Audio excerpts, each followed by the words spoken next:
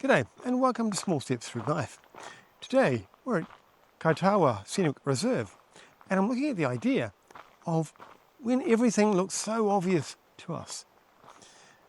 And it looks obvious because we're measuring it against ourselves. When we look at things, we look at them from our perspective. We always do. It's all we can do.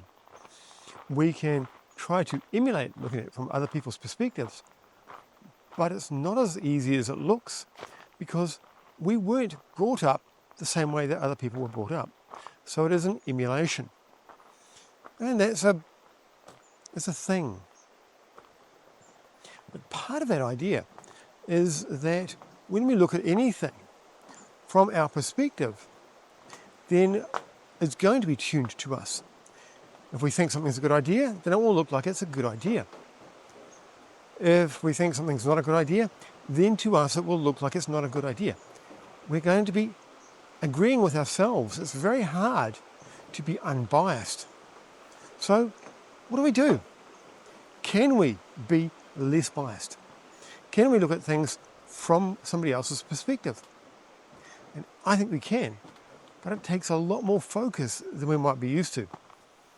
It's the idea of saying, what does somebody else think? What would they think? Not from a point of view of proving them wrong, but to see through their eyes. So what that would mean is owning your own bias first. I'm looking at it and I think this is a good idea. And I think it's a good idea because that's what I think. So now how do I look at it from somebody else's perspective? Okay, I'm going to imagine what it's like maybe for a worker. If you're a boss, you might think, okay, from my perspective, everything looks good. What about a worker? A worker earns less, okay? Now we're starting to put ourselves into somebody else's shoes.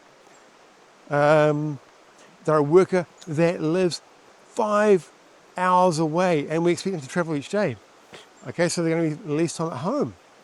Okay, now it's starting to look like quite a different picture than we first thought.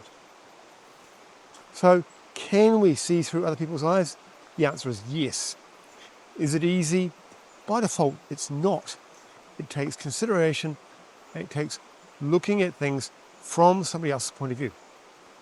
But to do that, we need to look at our own position first and say, yes, I am biased. Because if you don't do that, you will find that bias keeps creeping in.